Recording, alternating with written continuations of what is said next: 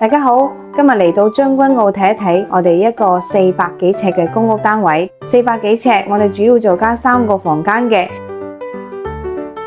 我哋窗邊位呢度開始做電視櫃，中空度都可以擺公仔，上高做3格呢個玻璃門板嘅。我哋而家就水電收尾嘅狀態。喺呢邊做咗天花燈，呢邊做細房，呢邊主人房。我哋係用咗1級我哋嘅搭布，上到去有下床，後邊有背景牆，係有儲物櫃。呢邊衣櫃係呢邊梳妝台嘅 ，OK， 都係做翻我哋嘅夾板木門。我哋地磚鋪咧800乘800啦，咁細房呢度咧做4尺床啦。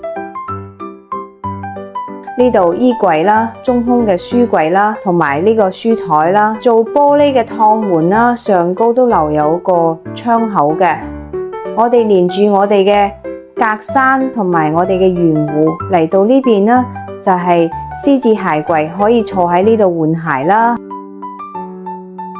係都有燈帶可以散光出嚟嘅，下邊擺鞋，上面儲物空間嘅。我哋廚房同埋洗手間都係做咗 PD 門嘅。睇返我哋廁所做個鏡櫃，上高吊櫃，洗手盆喺呢度，浴缸係雙湯嘅。